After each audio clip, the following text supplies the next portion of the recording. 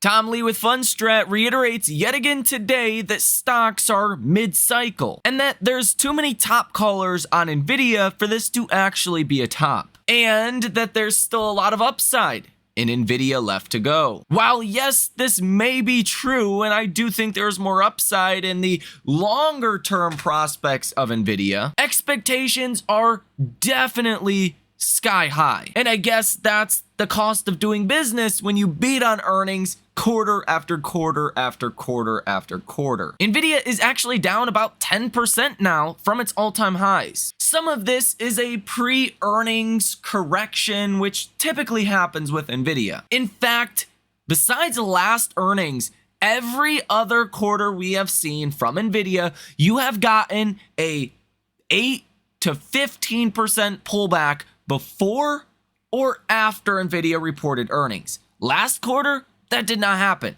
There was no pullback, and Nvidia has not pulled back since now. Now, some people as of recently have pointed to the insider transactions over at Nvidia to flag something that may be a problem. Jensen Huang just last week sold another $31 million worth of Nvidia. That brings his total sales this week, last week, to over $90 million.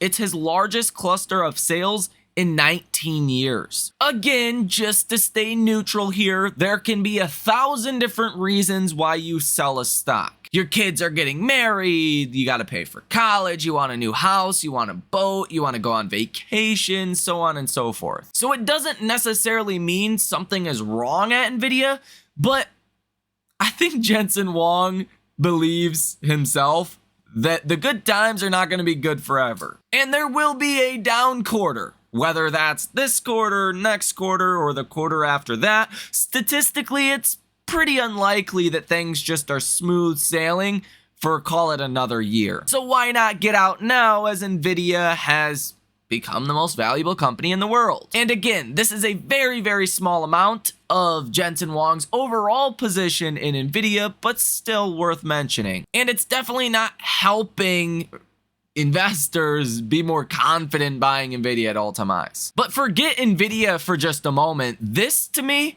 is a little bit more concerning. This is what Stanley Druckenmiller said about the 1987 stock market crash. It's a segment from his book that he says, quote, "It was a combination of a number of factors. Valuations had gotten extremely overdone. The dividend yield was down to 2.6%, and the price to book value ratio was at an all-time high. Also, the Fed had been tightening for a period of time. Finally, my technical analysis showed that the breadth wasn't there. That is, the market strength was primarily concentrated in the high market capitalization stocks, with a broad spectrum of issues lagging well behind. This factor made the rally look like a blow-off. Whether you're looking at the percent of stocks above their 50-day moving average, sitting at some of the lowest points we have seen in 2024, at the same time the S&P and the NASDAQ are less than 1% off of new all-time highs, or whether you want to look at non-farm payrolls that are lagging a recent spike in initial jobless claims, or maybe the plummeting in Michigan current economic conditions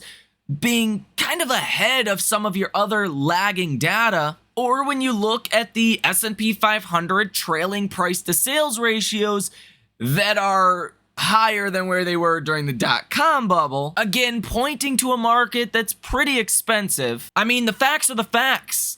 The 1987 stock market crash resembles a lot of what we see today in our markets. Now again, just for the sake of neutrality here, I do believe there's quite a few differences as well as the overall psychology of investors then and now. Investing is a lot more mainstream and well adopted today than it was then. Investing is a lot easier today than it was then, giving more people more access to generalized markets. So does that mean we're guaranteed to see a 1987 style of crash again? Absolutely not. Ryan Dietrich posted this on X and said so many are wondering why stocks are up 25% last year and another 15% this year. Here's a hint, and it's forward earnings expectations that just continue to move in a straight line higher. The danger in our markets is if maybe expectations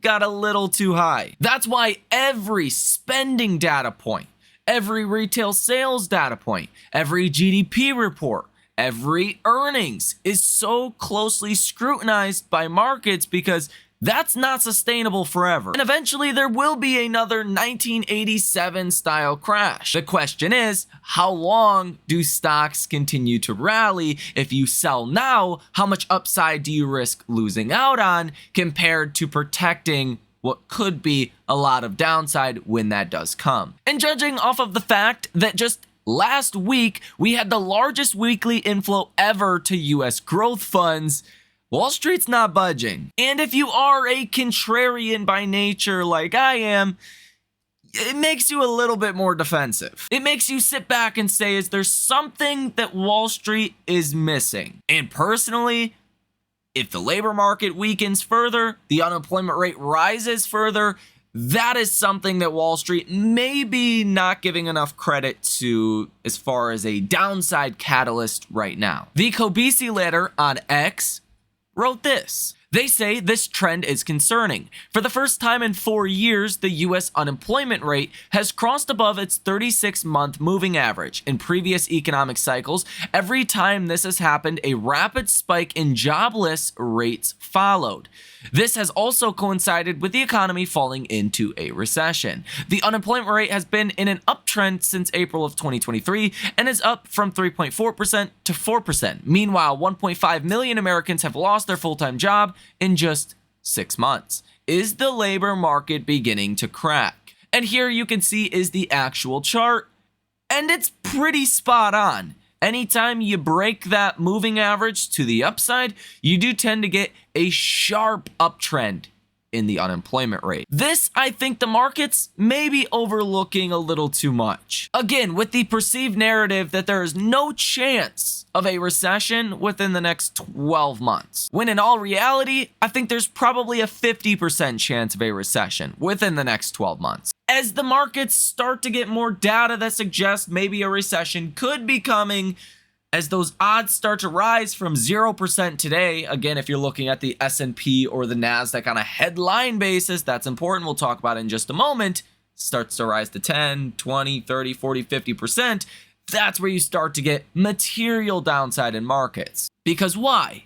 Earnings expectations will start to come down from where we are now, which is a very historically unprecedented expectation. We're expecting close to 15% earnings growth this year and another almost 15% EPS growth for next year. If we progress throughout this year, and it looks like we're going into recession, that 15% expected EPS growth rate could easily drop to 10, if not 5%, let alone negative, and you're in a really bad situation. Now again, is that guaranteed to happen? Absolutely not. But just falling from 15% expected growth rate next year for EPS to 10, a historical, still high number at 10, that would be insanely problematic. And what makes matters even more interesting is the S&P 500 hasn't declined by 2.05% or more in 377 consecutive days, the longest stretch since the global financial crisis. So by that metric, people are balls to the walls in stocks. And we really haven't seen any fear in a long time. Besides, if you look at CNN's Fear and Greed Index that is currently at 41, which is in fear territory. I've never seen that before, where CNN's Fear and Greed Index is in fear territory, as the S&P and the NASDAQ have had such a great year. But again, when you look under the surface at the percent of stocks above the 50-day moving average, only at 39.2%, over 60% of stocks are in a large downtrend. I don't think that exactly sets markets up well in the short term. But hey, I could be wrong. You never long-term want to bet against the US economy. You have to be invested in our markets. But from time to time, things do get overextended. And unfortunately, I think that's where we are now. After all, I did post this video titled "The Next Crash Could Be Coming Soon" 6 days ago. As another anecdotal sign,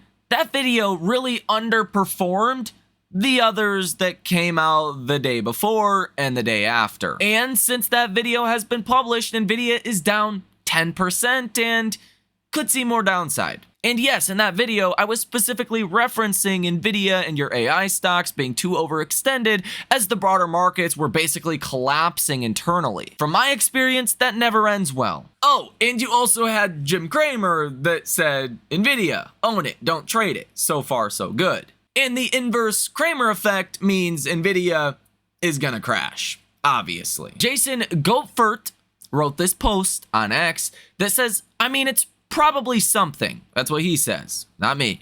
Nvidia insiders are dumping at the fastest pace in years.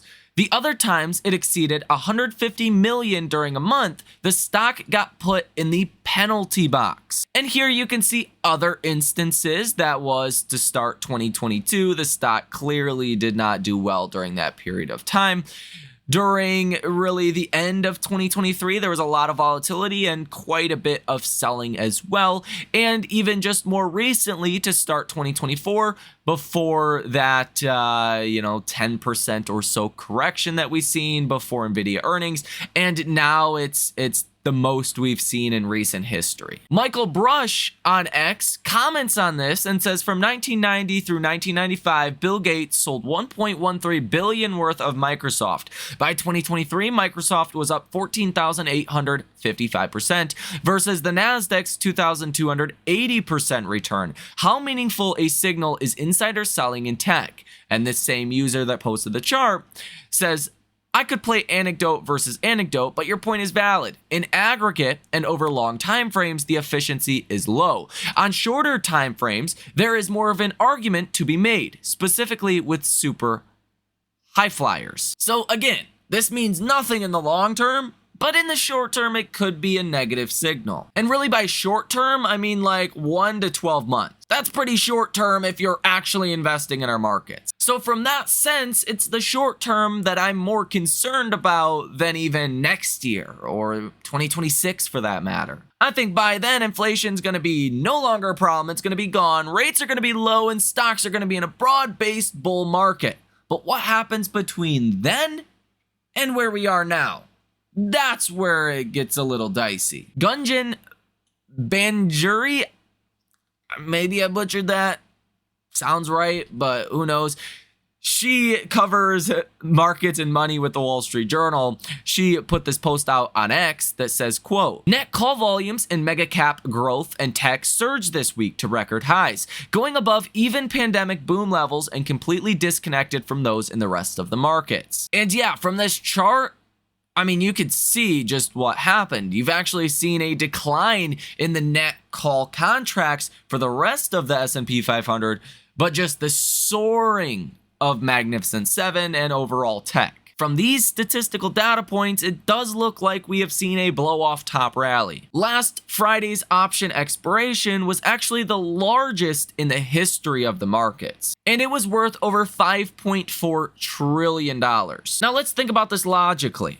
Those calls helped push the markets higher as that $5.4 trillion of value expired, was exercised, just sold out of.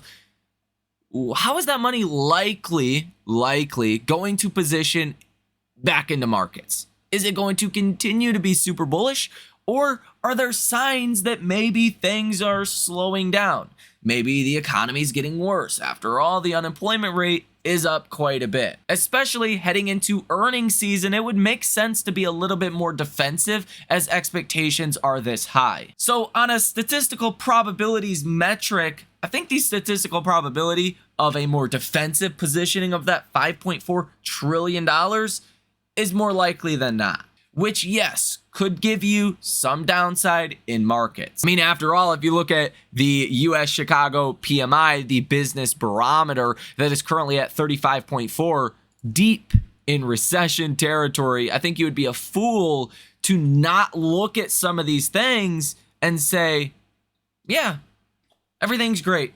No recession is even possible.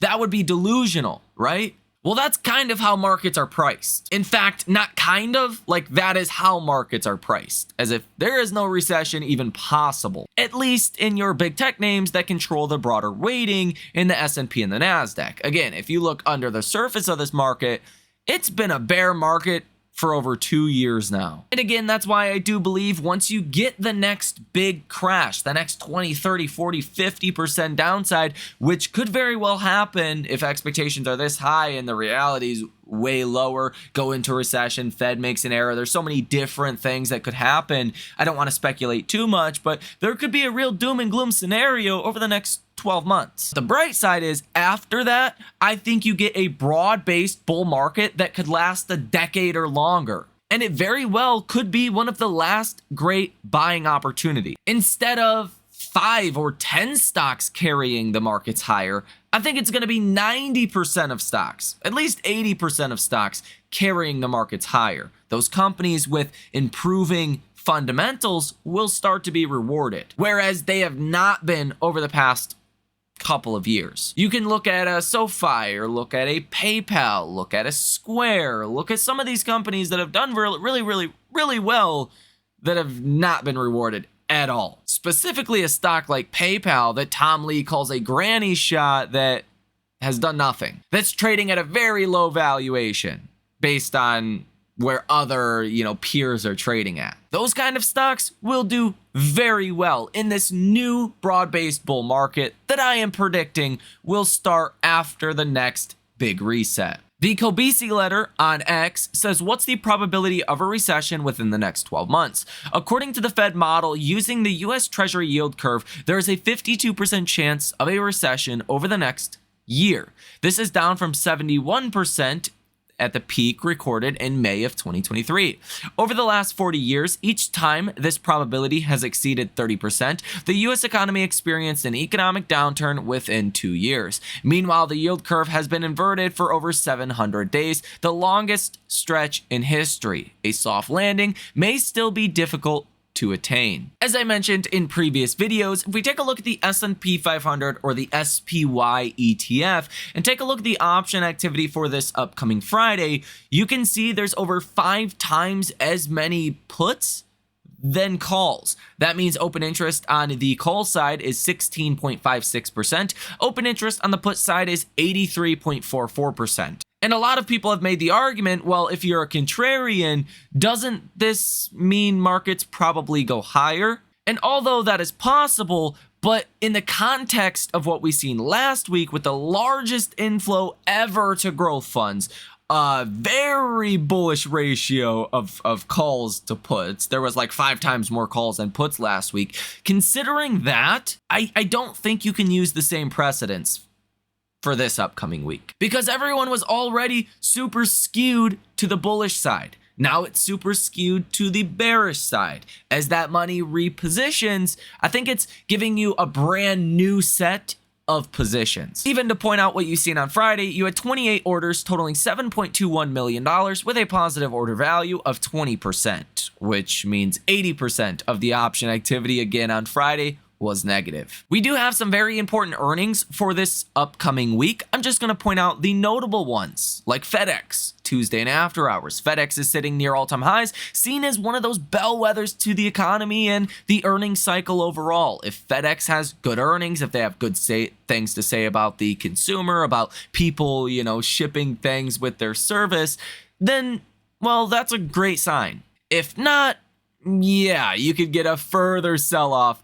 even before you get your larger big tech companies reporting earnings or your banks that usually report pretty soon in the earnings season. Wednesday in pre-market, you will get Paychex and General Mills. In after hours, you will get Micron, which will be important for the overall AI trade, BlackBerry and Levi's, as well as Jeffries. Now, Tuesday pre-market, you will get Walgreens Boots Alliance and McCormick. And in after hours, you will get Nike, which is a pretty important company for the consumer discretionary stocks. We will also get quite a bit of data coming out this week and different Fed speakers spread throughout the week. Let's just highlight some of your more important data. So coming out tomorrow morning at 10:30 in the morning, you will get the Dallas Fed Manufacturing Index, expecting that at -13. Last month was -19.4. On Tuesday, the Chicago Fed National Activity Index comes out at 8:30 in the morning. The S&P Case-Shiller Home Price month over month and year over year,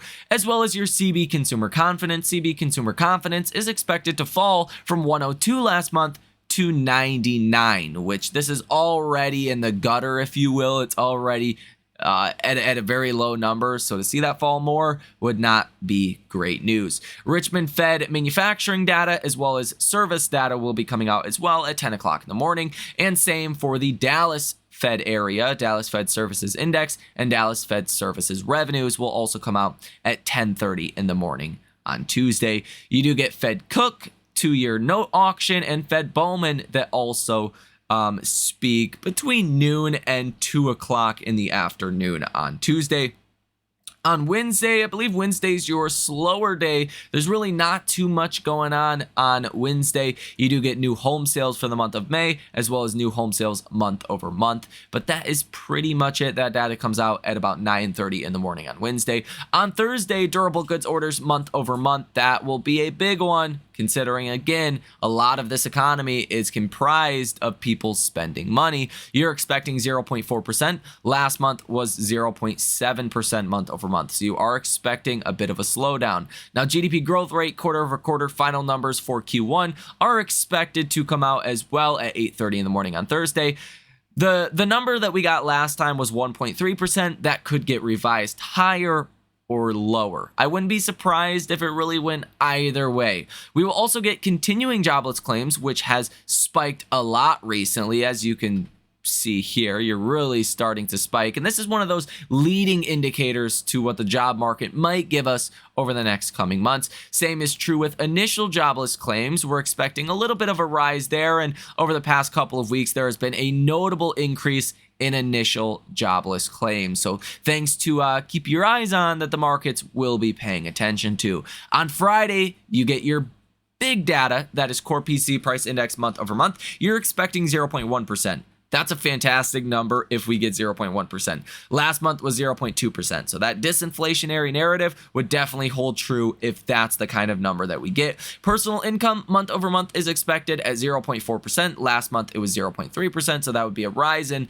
personal income. Personal spending month over month is also expecting to rise from 0.2% to 0.3%. And again, in the scope of the economy and the economy being comprised over 70% of people spending money, that data needs to come out good for your EPS, estimates to stay as high as they are. You will also get Chicago PMIs that are expected to rise a lot from 35.4 to 42. That will also be important, as well as Fed Bowman that speaks around noon on Friday. So this week's actually a pretty crazy week. Between FedEx earnings and the data we have with durable goods orders, initial jobless claims, and the bigger data we have on Friday, it's going to be a volatile week. And at this point, I don't care if big money on Wall Street is ready for some kind of downside correction. I don't care about them. You guys need to be prepared for that. Again, I don't know if that's going to happen, but statistically, it's looking a lot more likely now than it did before. And that's why I made that video 6 days ago, and so far, so good. I mean, so far, so bad because Nvidia is down 10% since that video came out. But again, I'm subject to be wrong, and we'll see what happens in this upcoming week. Let me know what you think about this upcoming week, if it's going to be a good week or a bad week, if you're a little defensive here, if you're super bullish, if you're super bearish. Let me know what you think down below in the comment section. You guys have a fantastic rest of your day, and I will see you in the next one.